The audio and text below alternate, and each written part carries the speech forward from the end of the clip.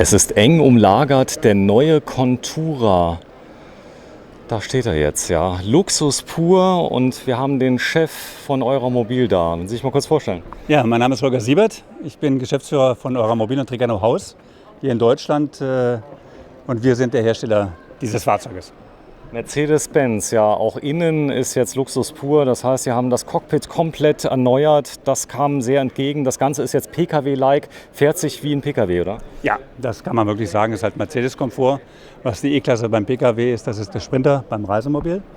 Und wir hatten jetzt mehrere Jahre keinen Sprinter im Programm, weil die Fahrgestelle nicht so geeignet waren für Reisemobile, weil der Rahmen hinten zu hoch war und damit die Möglichkeit, ein Reisemobil auszubauen, schlechter waren.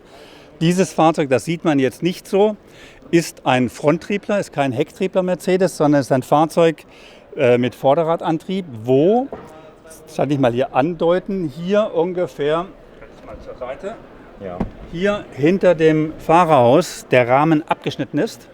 Und es ist ein sogenannter Tiefrahmen hinten dran gebaut, sieht man hier leider nicht, der deutlich tiefer ist. Wenn Sie drunter schauen, dann sieht man einen...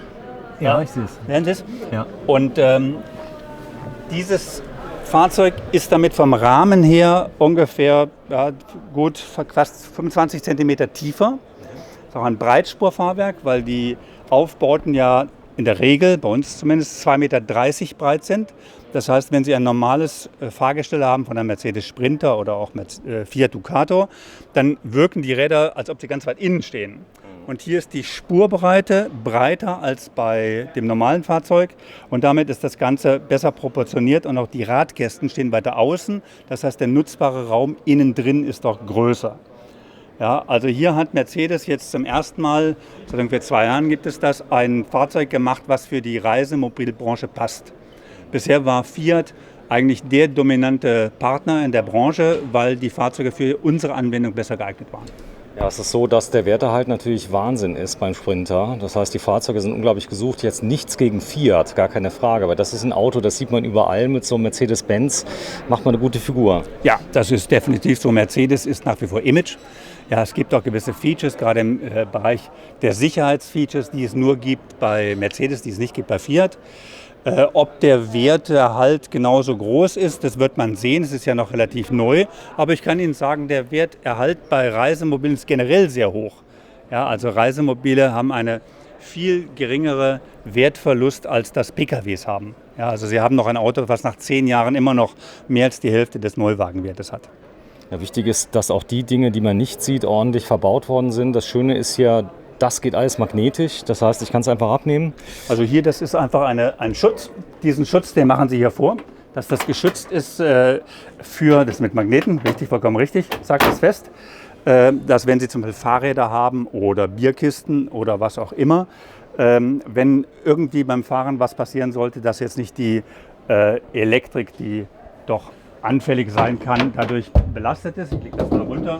Aber Sie sehen jetzt hier auch die ganzen Sicherungen. Das ist so ähnlich wie im Hausbereich, wie Sie es aus dem Keller kennen, wo Ihre Sicherungen sind. Ist natürlich bei uns das gleiche auch. Wir haben 2 Elektrosysteme. Wir haben zum einen 230 Volt Systeme im Auto verbaut und 12 Volt Systeme. Ja, und insofern doppelte Kreisläufe, je nach Anwendung, was der Verbraucher braucht. Ja, ich habe eine ganz große Heckgarage. Das Einladen, das sehen wir am besten mal von der anderen Seite. Ich gehe mal kurz raus. Ist sehr, sehr einfach, denn die Ladekante ist sehr tief. Ja, die Ladekante ist tief und das geht jetzt nur mit diesem von mir gerade beschriebenen Tiefrahmenchassis. Ja, wo Sie, ja, also wenn Sie jetzt einen normalen Mercedes Sprinter hätten mit einem Hochrahmen, dann wäre der Rahmen hier auf dieser Höhe, wie Sie es vom Pritschenwagen oder so kennen. Ja, und hier ist es einfach sehr viel tiefer. Ja. Ja, das sind auch die Details, also das zum Beispiel die Kurbel für die Markise, die ist direkt mit eingelassen, aber auch hier die Verstärkung, ich nehme an, da liegt oben drauf das Bett? Oben drauf liegt das Bett und Sie sehen jetzt hier zum Beispiel, das sind Gasdruckfedern, wo das Bett dann auch, das Kopfteil vom Bett sich aufrichten kann, dass Sie komfortabler sitzen können, wenn Sie Fernsehen schauen wollen, oben drin. Das geht hier drin. Hier sehen Sie überall Verzösen. wenn Sie etwas reinmachen, dass Sie es gut verzorren können, weil es ist natürlich ein großes Volumen. Das sollte schon vernünftig gesichert sein, dass das nicht während der Fahrt hin und her pultert. Wenn wir hier hinten schauen, Ja. dann sehen Sie auch etwas, was wir... Ich zeige mal gerade das Heck mal gerade komplett, weil Genau, das in sieht schön aus, oder? Oberklasse, ganz genau. In unserer Oberklasse bei der Baureihe Tegra und auch Contura verbauen wir ein Glasfaserheck mit sehr schöner Formensprache, was dem Fahrzeug eine Wertigkeit gibt. Sie sehen das mit den Chrom-Applikationen. Wir haben hier auch diese Blinker mit Lichtlaufleuchten, die Sie von den Audi-Fahrzeugen vielleicht kennen, dass das Licht dann schön nach außen läuft. Und das sind alles Dinge, die der Oberklassenkunde gerne hat, um sich zu differenzieren auch von anderen. Sie sehen das auch hier bei uns wir haben 3, 4 und 5 Sterne Fahrzeuge, was ein bisschen die Wertigkeit zum Ausdruck bringt, und das ist die absolute Oberklasse, das ist 5 Sterne. Die Rückfahrkamera darf natürlich nicht fehlen, aber was mir besonders gut gefällt, ist so das kantige Design, was Volkswagen irgendwann mal eingeführt hat, wird hier fortgeführt. Das automotive Design, da lacht er. Ja, das ist klar. Wenn Sie ein Haus anschauen, wir haben ja ein Haus auf Rädern. Ja, wenn Sie ein Haus anschauen, das ist bei 100 Wasser vielleicht auch rund, aber das ist in der Regel, wenn es von der Raumnutzung gut sein soll, auch eckig. Ja, und auf der einen Seite wollen wir eine gute Raumnutzung haben innen drin, und auf der anderen Seite wollen wir außen nicht eckig sein. Das ist ein Widerspruch in sich. Ja, und hier haben wir es extra etwas aufgebrochen mit einer durchaus teuren Lösung. Also eine solche Hecklösung ist durchaus teuer. Okay. Aber in dieser Klasse... Das Werkzeug muss erstmal gemacht werden, Genau, nehme ich an. das muss das Werkzeug gemacht werden. Es bringt dann auch ein bisschen Gewicht rein, was wir an anderer Stelle dann wieder reduzieren müssen. Aber es bringt einfach eine ganz andere Optik. Und hier will der Kunde auch ein schönes Fahrzeug haben. Sie sehen das auch. Das ist ja auch etwas, was etwas mehr Geld kostet. Zweifarbenlackierung, das ist ja beim Pkw nicht anders. Was wir hier haben, einfach damit kommt die Wertigkeit ganz anders heraus als bei einer Einfarbenlackierung. Es ist so, dass die Menschen, die ein solches Fahrzeug besitzen, stolz sind auf ihr Auto im Regelfall. Das heißt, man ist ja auf dem Campingplatz, da kommen auch gerne mal Leute und sagen, darf ich da mal reingucken? Das ist schon so auf einer Messe. Ich glaube, das hier ist so der kleine Star, oder? Mit Mercedes-Benz und dieser Inneneinrichtung. Ja, da hast du recht. Das ist schon so, dass die Leute stolz sind. Dieses Angebertum, was es vielleicht früher gab, das haben wir zum Glück nicht mehr. Ja, also wir haben mittlerweile eine Generation von Kunden, die nicht damit strunzen müssen, dass sie reich sind. Ja? Was heißt reich? Es sind ja auch oft Leute, die also gut gewirtschaftet haben im Leben. Es sind nicht immer die Reichsten. Das sind wahrscheinlich nicht die Scheiß von, ich sag mal, die Yacht jetzt in Monaco stehen haben, sondern Handwerker, Selbstständige und so weiter. 85.000 Euro Grundpreis und 116.090. Ja, hier haben wir allein schon ein Luminary-Paket von Mercedes. Ja, das ist ein Riesenpaket mit allem, was man sich vorstellen kann. Das sprach ich ja vorhin, bei Mercedes gibt es halt extrem viele Sicherheitsfeatures, die man haben kann, die man nicht haben muss. Unsere Kunden sind nicht auf der Flucht, die sind auf Urlaub. Ja, es wird in der Regel konservativ gefahren, also wenn die Kunden das nicht kaufen, ist auch okay. Ob man nicht einen Spurhalteassistenten braucht, wenn man in Urlaub fährt. Der Bremsassistent, sehr aktiver, genau. Ganz viele Dinge. Ich sage nicht, dass das schlecht ist, das ist alles schön, aber es ist immer die Frage der Nutzung, wie nutze ich das Fahrzeug. Und in der Regel sind die Kunden langsam unterwegs, es sind doch alles erfahrene Kunden. Ja, die sind jetzt keine 18-Jährigen, die mal der Freundin zeigen wollen, wie schnell man fahren kann, sondern es sind meistens Menschen, die mit sich in der Welt im Reinen sind und ruhig fahren. Ja. Es ist so, dass man natürlich hier auf der Messe natürlich auch Fahrzeuge zeigt, die alles haben, denn man kann nur das verkaufen, was man zeigt. Das ist so. Wenn das nicht eingebaut ist, dann kann man vielleicht die Vorteile nicht erläutern. Vielleicht haben wir die Möglichkeit, mal kurz nach vorne zu gehen. Das Lenkrad alleine, das zeigt auch schon mal, dass die Fahrersysteme üppig sind, die hier verbaut sind. Das heißt, ich kann also vieles vom Lenkrad regeln. Allein die Optik vom Lenkrad, Hammer, oder? Ja, also das ist klar. Sie haben ja alle möglichen Funktionalitäten drauf. Sie haben hier auch das M-Bux-System. Das ist das Mercedes-Benz-System. Ich weiß nicht, ob es ausgeschaltet ist. Ja, ist leider aus. Jetzt kommt's, ja. Sollte eigentlich auch mal Bild stehen, aber und hier haben Sie Einstellmöglichkeiten, die Sie bei anderen Fahrzeugen nicht haben. Aber das muss man auch sagen, das kostet seinen Preis. Ja, also wir bieten M-Bux nicht serienmäßig an, weil es viele Kunden einfach nicht unbedingt brauchen.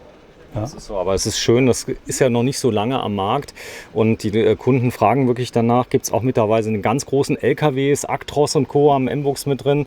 Richtig klasse. Ja, wenn man jetzt hier hochschaut, dann sieht man schon sofort den Unterschied. Ich habe edelste Hölzer hier verbaut und ja, die Patricia steht da schon, sie lacht. Man kann wahrscheinlich diese Sitze auch drehen, richtig? Ja, kann man machen. Ich glaube, der Patricia gefällt das Fahrzeug, ja. Gucken wir nachher mal, ja.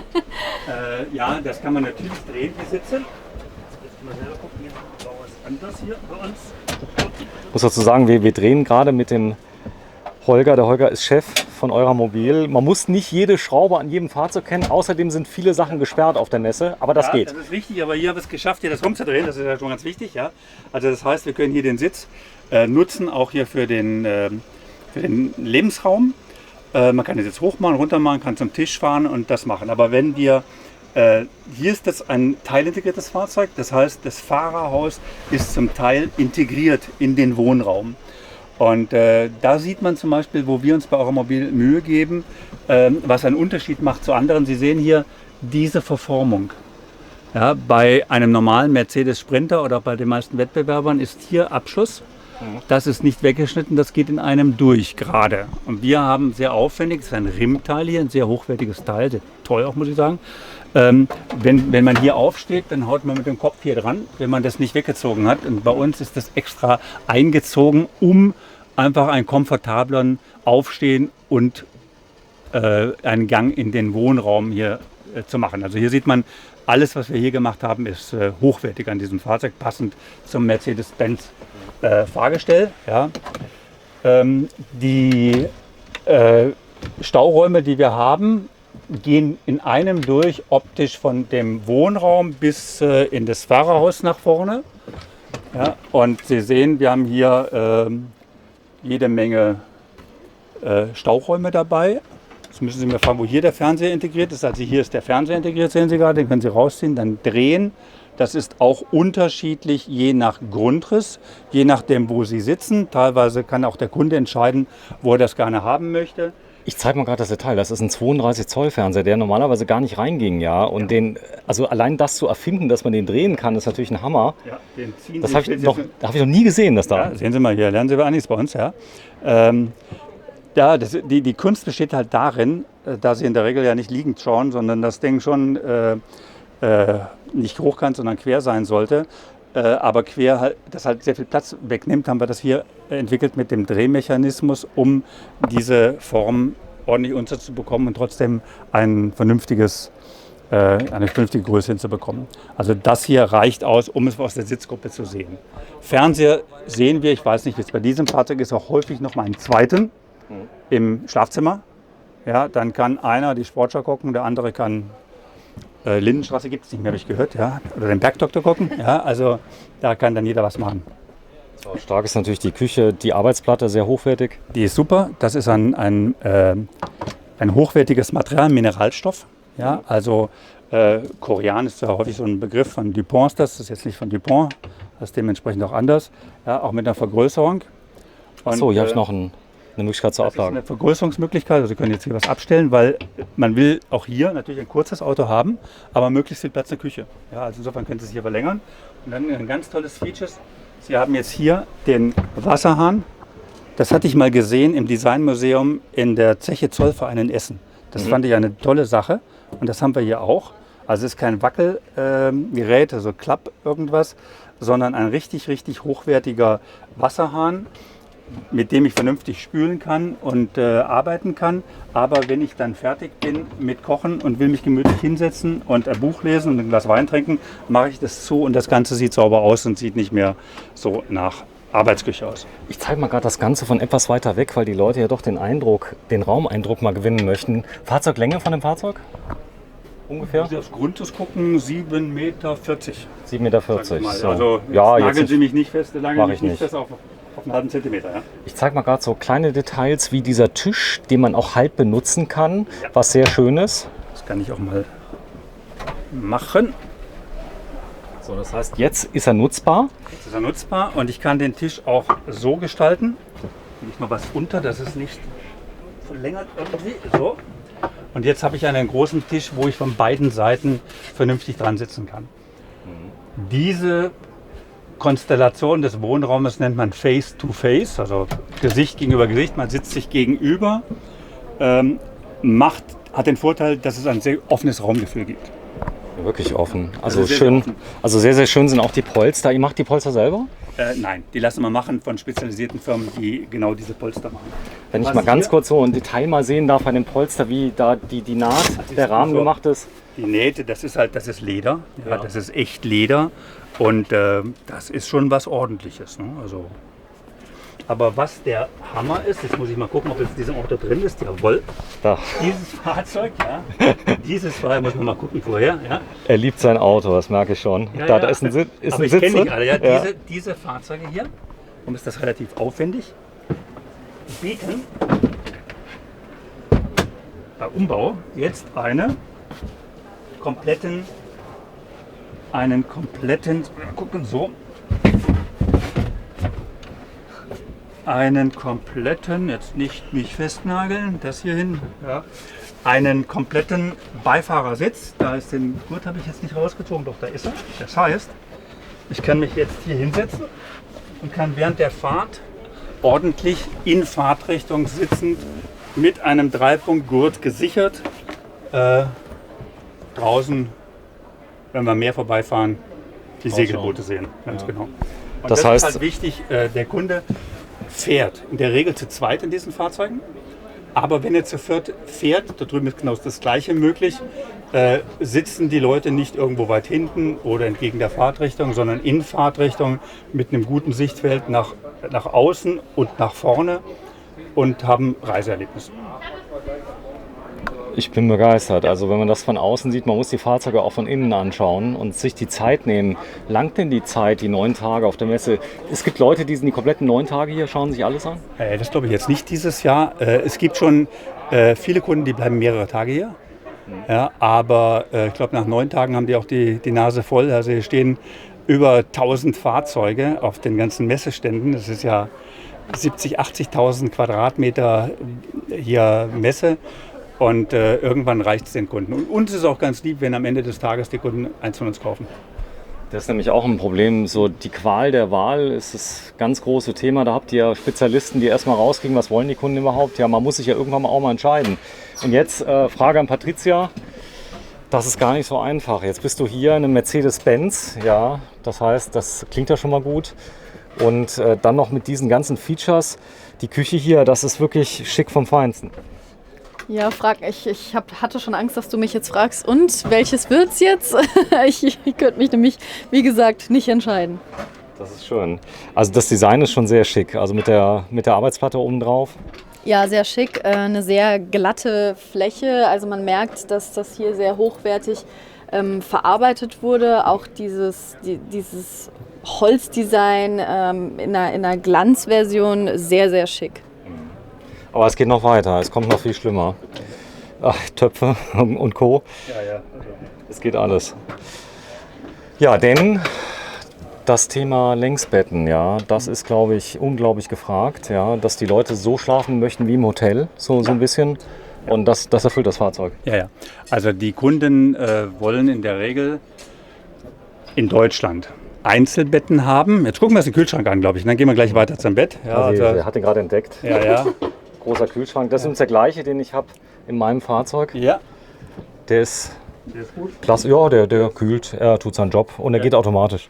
Ja, das ist eigentlich heute ein Feature, was ganz, ganz viele Kühlschränke haben, dass sie automatische Energiewahl haben.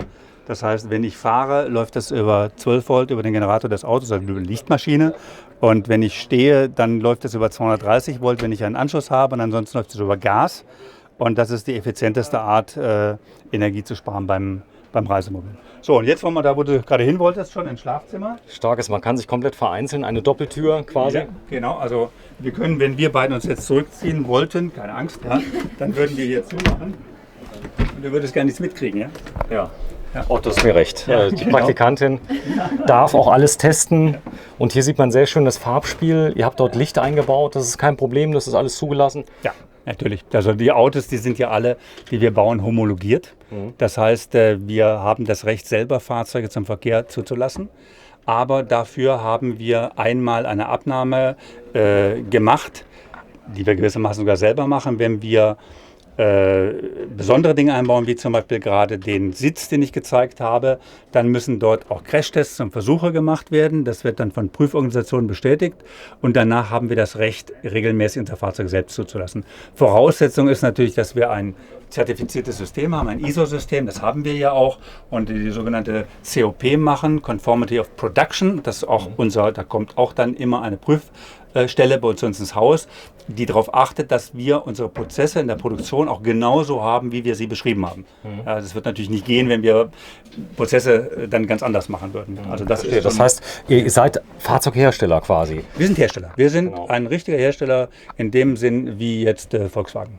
Nichts Einzelabnahme, sage ich jetzt mal, nee. Das heißt, ihr macht Serienproduktion. Ja, wir machen Serienproduktion und das ist auch der Grund, weshalb, wenn jemand zu uns kommt und sagt, ich hätte gern das Ding, können Sie es mir bauen 20 cm länger, weil die Schwiegermutter ist so groß, das geht leider nicht mehr. Die Zeiten sind vorbei, auch bei anderen. Ist zu teuer, nehme ich an. Ich gehe mal ganz kurz hier rein. Da kannst du hier einen Blick darüber werfen. Man kann hier zumachen, man kann auch hier drüben zumachen. Echt? Ja. Und dann hat man hier quasi, was man ein Raumbad nennt. Das heißt, du kannst von der Dusche zum Waschbecken, Toilette, großer Spiegel, ganz wichtig.